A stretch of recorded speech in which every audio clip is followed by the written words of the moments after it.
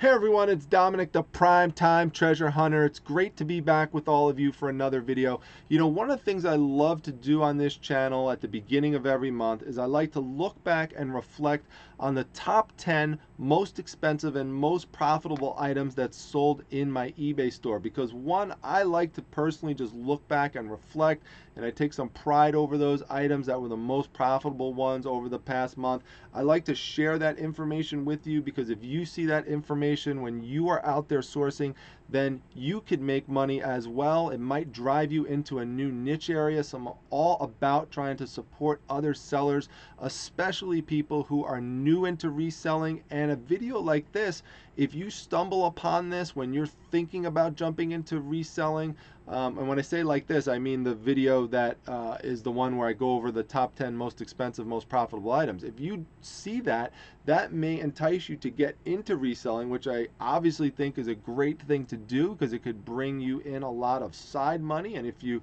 become real serious about it, you could even do it full time. So, you know, that's why those types of videos are important, and I plan to continue to do those types of videos. I'm going to, in fact, do one like that for the month of November in just a few days. But there have been some of you who over the past year since I've had this channel, including most recently Brendan Alvarez. Brendan, awesome subscriber. Thanks so much for your comment on this. I know you're watching this. Leave a comment down below. Just tell me what you thought of this video, because you're one of several who've requested it, which is, what about items that you got and didn't sell for as much as you either hoped that they would have or thought that they would have? And so my criteria for putting this video together was that the items had to sell for less than $10, because that's not where I want to be. I want to make at least $10 profit on the items that I sell. So I don't want to sell things for less than 10. And two, they had to be, as I said, items that you know, didn't sell for as much as I would have thought that they would have when looking at them. Now, keep in mind, not all the items that you're going to see here are ones that I individually picked and purchased hoping that they would sell for a lot of money. Some of these items that you're going to see are items that I acquired as part of a large lot, and so it kind of came with the package. So there were other items that were similar that went for much more money, and I made my money back on those. But still, I decided to include some of these items in this video because there are ones that, even considering that they were lot purchases, when I looked at them, I thought that they would probably go for more.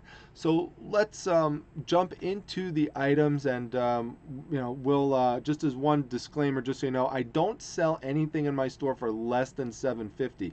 I have a cutoff of, you know, as far low as I'm going to go, and that's it.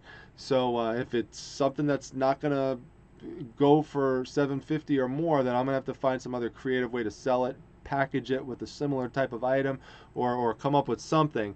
And you know, because I don't want to just completely waste my time and go in the red, or just make, you know, 10 cents 50 cents on an item. There's got to be at least a few bucks in it, you know, for me to do something with it on eBay, provided that it's quick to ship and pack. So all right, with all that said, let me now jump into the first item. So the first item that we have here is, yes, I decided to start out a little racy to grab your attention, Stripperella.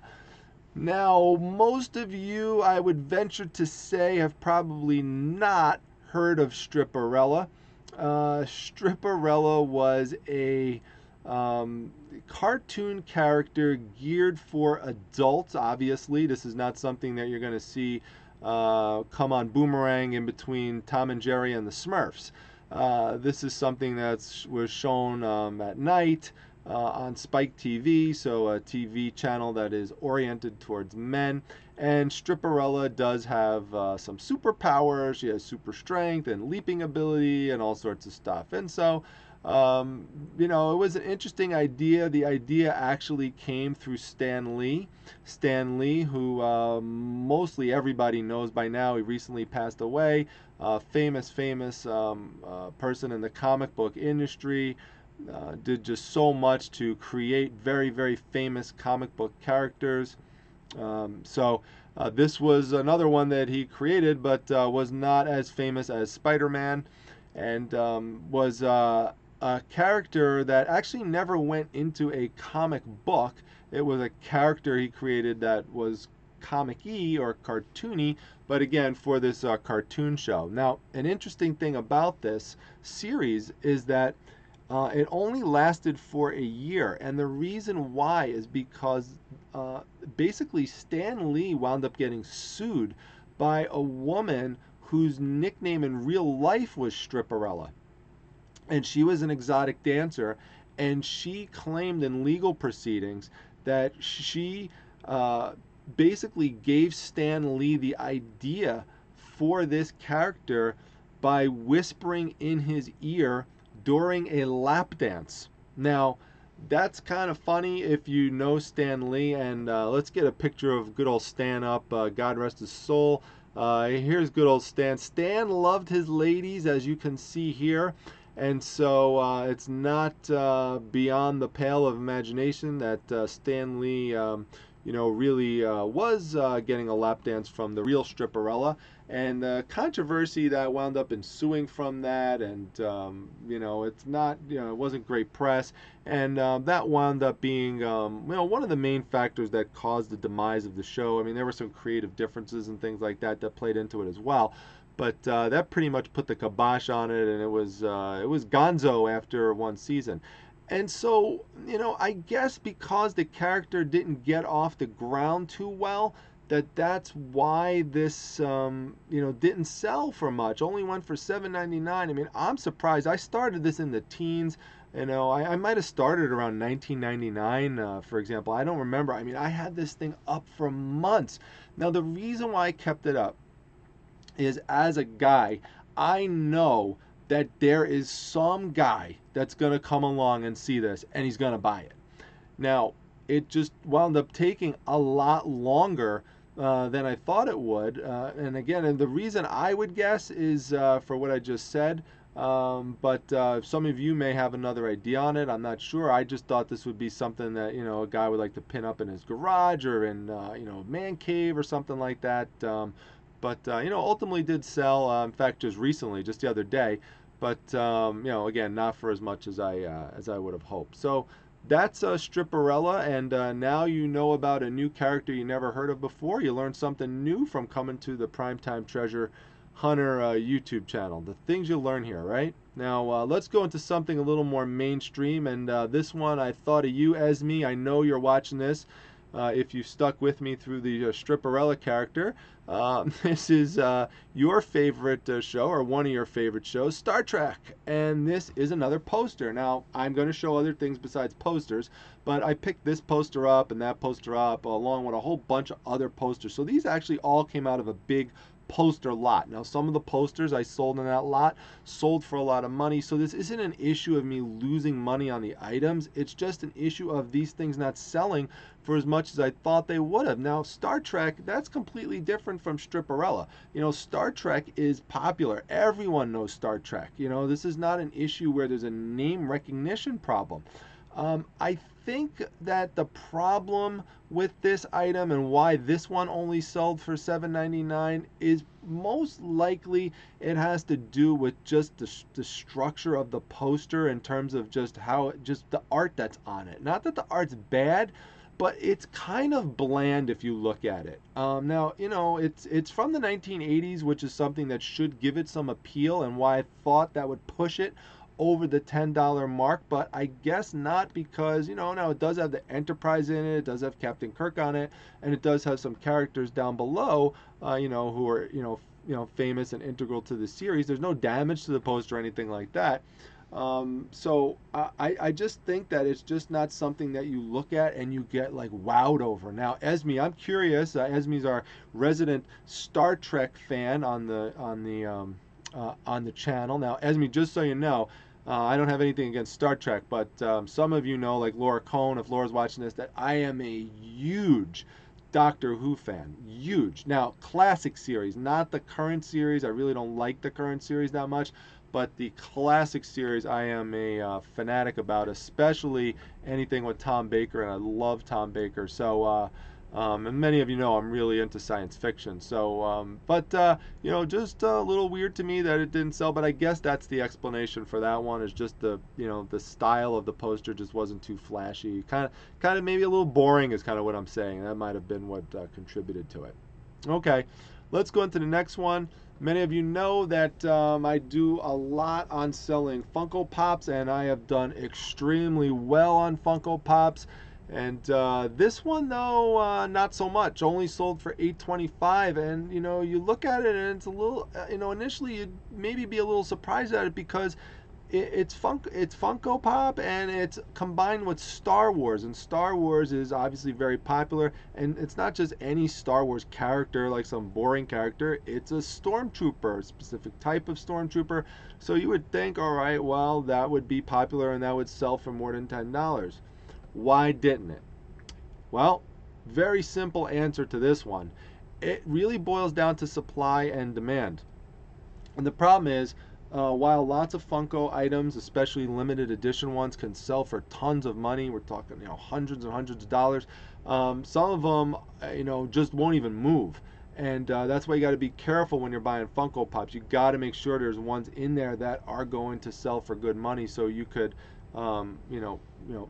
make good money on your investment, because there will be ones like these rather ordinary ones that are thrown in there. So even though it's, it's a cool character, kind of bad guy character, that type of thing, there's just so many of them made that that eBay's flooded with them. And so as a result, if you want to sell it, you've got to drop the price or it's not going to move. So ultimately on an item like this, you're only going to make a few dollars after fees and shipping are worked into it. But, you know, it adds on a couple bucks to it. I'd rather sell it to someone who's going to give it to their kid for Christmas or something like that than, you know, throw it away or just, you know, give it to Salvation Army or something like that. So I'd rather, you know, these don't take a lot of time for me to ship. I've done a video on how to pack them and everything. So, you know, it's not that huge of a deal, but, you know, that's the reason for this one.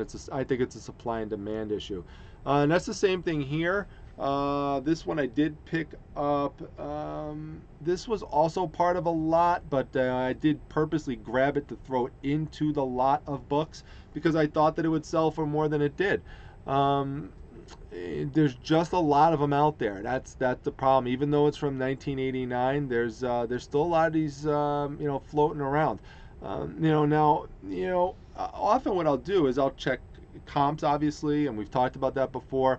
But sometimes if I'm in a situation where I know I have limited time and I already know that I'm, making out pretty well on the items that I'm picking, and I know these are not going to cost me too much money, and it's just going to cost me, they're almost throw-in books.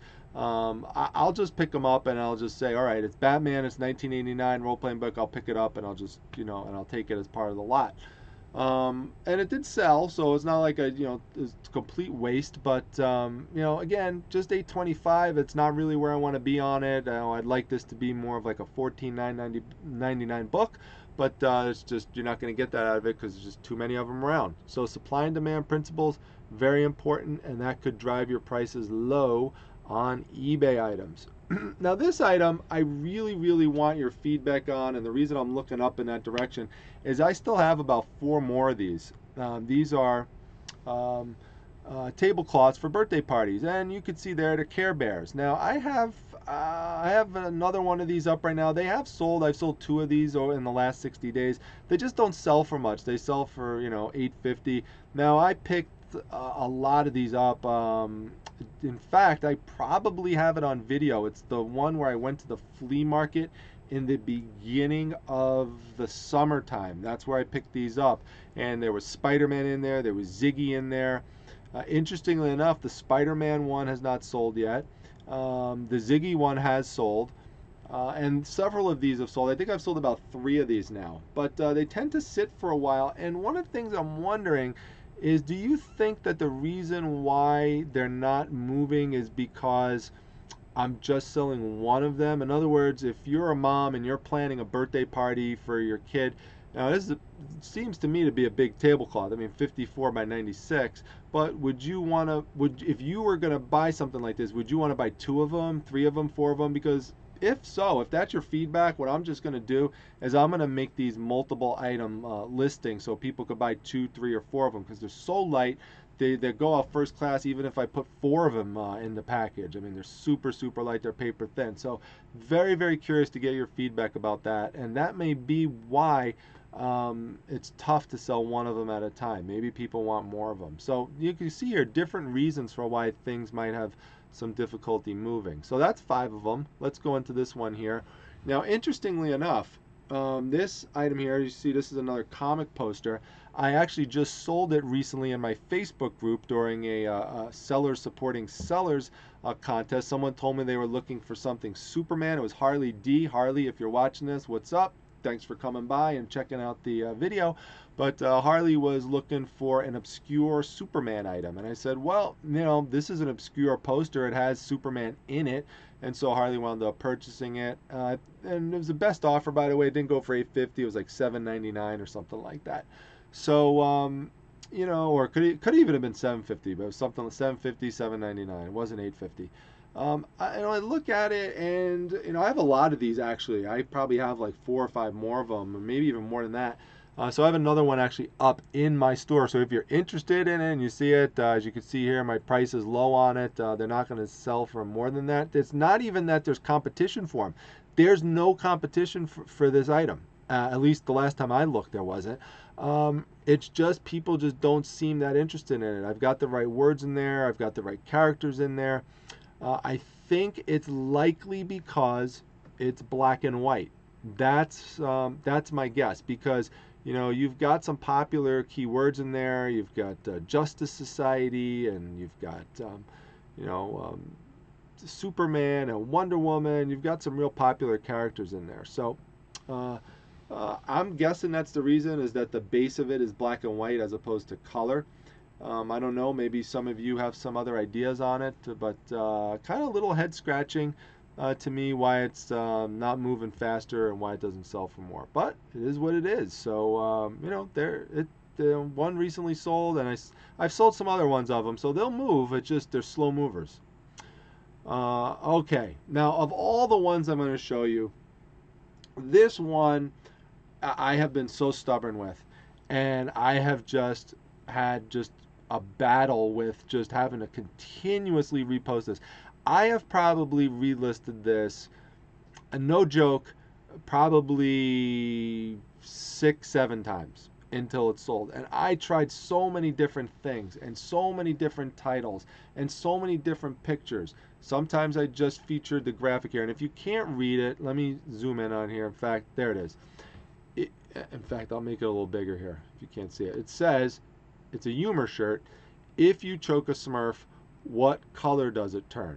Now, you know, if you go and you walk around and you see these teenagers and, you know, young adults and people who like to wear these kind of, you know, catchy slogan type of shirts, you know, I figured when I bought this for $2 that, you know, somebody would think it's funny and someone will wear it. But apparently people love, and I love the Smurfs, by the way, just so you know.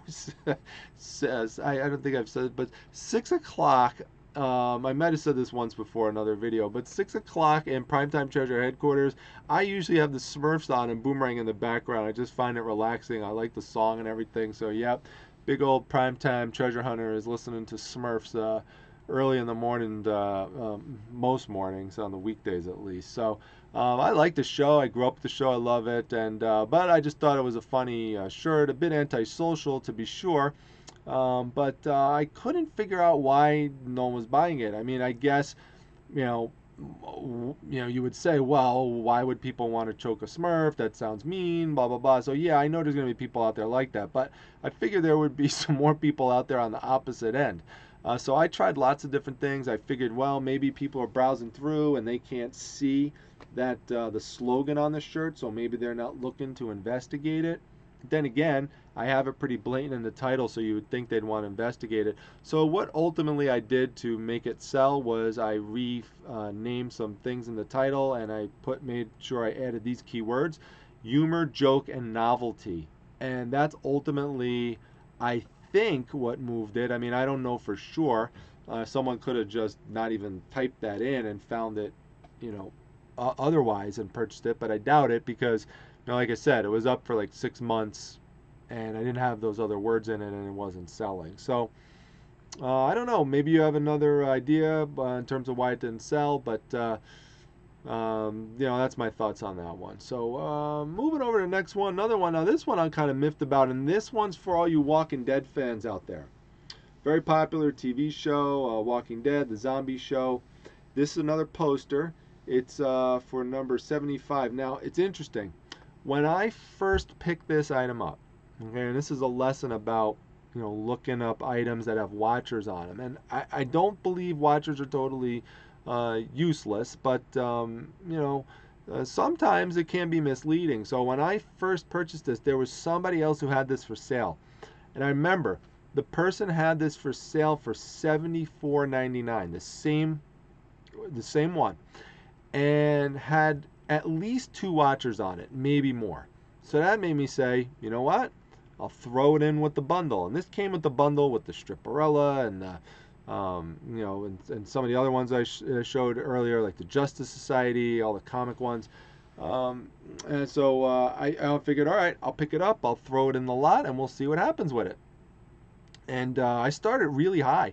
So I just worked down over time, and eventually got to less than $10, and it still wouldn't move. And finally, it moved for you know, for around $8.99. So you know, some of these might have even gone for like a best offer, like $8.50 or something like that. But they're very close to the price that I'm showing you on there. The point is, they're less than $10. All these items are between $7.50 and there might be something in here that's $9.99. I think the next two might be $9.99 items or close to it, or $8.99. So that's the range that they're in. Now, you know, this is actually for Walking Dead. It comes from the Walking Dead comic book cover, and it's a variant cover that if you actually had that comic book in near mint condition, if you looked it up in the price guide, it would tell you it's worth $70.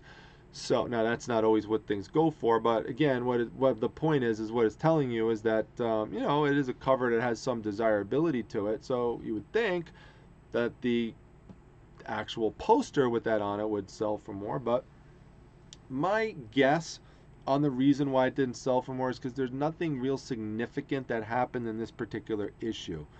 And I think that's what it is. Although, if you have other ideas, let me know. But I think that's probably what the problem is. The other issue I think that maybe would also factor into this is that the most famous types of comic books in terms of ones that are numbered are numbers 1 and anything that goes off of an increment of 100. So if it was issue 100, 200, 300, people like those. Collectors love those. Now, 50s can also be valuable, like a 250 or issue 50. Those are also popular ones as well. But once you start breaking it into the 25s, it becomes a little less desirable. So that may be another thing that factored into it. Maybe it's a combination of those various things. Okay, now we started with Stripperella, and we're going to throw a little Playboy in here. Now, I don't normally sell Playboy, and this is sealed Playboy, but, you know, when you're on an estate sale and you come across a sealed 50th edition anniversary issue of Playboy, how do you not pick it up? So, although I guess after this you won't pick it up because you'll see that it just sold for $8.99. And the reason for that, you know, again, is the market is pretty flooded with it. There have been some that have sold for higher than $8.99. But at the time that I listed it, there were just too many that were, you know, in that $9.99 range or, you know, a little bit above it. So, you know, to make it move, you know, for, you know, when you're competing against other ones that are identical to it that are also sealed, why is someone going to pay you, you know, $12.99 or $13.99 when someone else is selling it with, you know, similar seller reputation, same condition, you know, for a different price. So, you know, you want to make sure you have the price lower. So that's that one. And in terms of the last one that I'm going to go over with you. Oh, and so yeah, so the reason why this one didn't sell, I think it's just, again, a supply and demand issue. The last one here, sports collectible, I picked up actually at the same estate sale that I wound up getting that Playboy that you just saw. This was just on a shelf sitting there, and it is a signed autograph of Dwight Gooden when he was with the Yankees. That is him hugging George Posada, if you're a sports fan. And the reason why this did not sell for more is very simple. It does not have a certificate of authenticity associated with it. That would make it sell for more. The other thing too is, without a certificate of authenticity, you can't, prove obviously to someone that it's true. Now, there are such things as fake certificates of authenticity as well. So you gotta, even if you have a certificate, you have to make sure it's from a reputable company. But there are instances where certain autographs will still sell for a high amount of money, even if it doesn't have a certificate of authenticity. For example, Joe DiMaggio baseballs, and I have experience selling one with a certificate of authenticity. But even if you did not have a certificate of authenticity for a Joe DiMaggio baseball, they'll still sell, and they'll sell some of them for $100 or even more, because someone's willing to take a risk and purchase it and send it off and get it certified, and see if it's if it's actually real, then they can make more money off of it. Problem is, Dwight Gooden, while he was famous back in the day, and he still is famous, and he threw a no-hitter. He's he's more associated with the Mets than the Yankees, and even though he did spend considerable amount of time with the Yankees, but he's not someone right now that people really think of a lot and are really actively looking for. So if people are looking for Yankee stuff, they tend to be looking for like Derek Jeter and some more traditional Yankees than Dwight Gooden. So ultimately, though, I'll end this off on a positive note. This did wind up going to a police benefits association that auctions items off to help support families who have died in the line of duty, fighting to protect us. So, I ultimately feel happy with where it went, and that hopefully they could flip it where they are and make some nice money off of it to support the local police. So.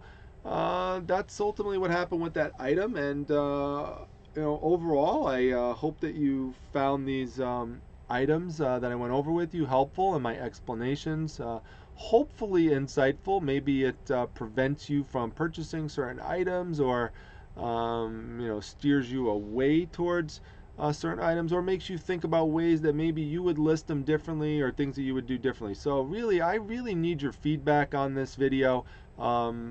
It's important for me to know whether you want me to do another one of these, and also I would just like your feedback on things that didn't sell in terms of getting your thoughts on them. So that's that, and just a housekeeping item here that's super important. If you are watching this video and it is December 30th and it's before 12 o'clock noon Eastern time, please make sure you tune into the Rakin' Profits YouTube channel. I am going to be interviewed there live. I am very excited about that. I love Steve. I love his channel, and he's been a big inspiration. And so I'm really looking forward to being on his show tomorrow. If you happen to watch this video after that, I will wind up linking it in all of my future videos. So make sure you either go to that or just go to Steve's channel and watch the interview. So it's the one that was done on December 30th. That's the one. So we're going to be talking about how to make a lot of money on eBay and other creative ways you can make extra money to support yourself. We're talking tens of thousands of dollars. So go over, check it out. Make sure you like the video. Make sure you subscribe. Real important to get that subscribe number up. Try to spread the channel around. Share the videos, please, with people. There's over 270 videos that I did this year. So please, if you find something you like, please share it around. Get the word out. Let people know about this channel. Also, come to the Facebook group, the Facebook Reselling Resource Center. The link to that's down below. That's my group that I run. We are doing various seller supporting seller activities starting the month of December, based on some experiments that were done this month that were successful. So make sure you come over there. You could make money, and it doesn't cost you anything to be part of the group. Come by my Instagram channel. That's at prime_time_. underscore treasure. So prime underscore time underscore treasure. If you don't see me put a video up here, you know, for a day, if there's a gap, it's likely that if you go over to the Instagram account that I put up something for, you know, for like a minute video or put up some information. So I know this wound up being a long video, but that's how it is when you're going over 10 items like this. And again, hope it was helpful. Leave me your feedback, and I look forward to seeing some of you over at the interview with Steve, and you know, seeing some of you comment down below in the comment section. So take care, everyone. Hope you enjoy the video. Take care.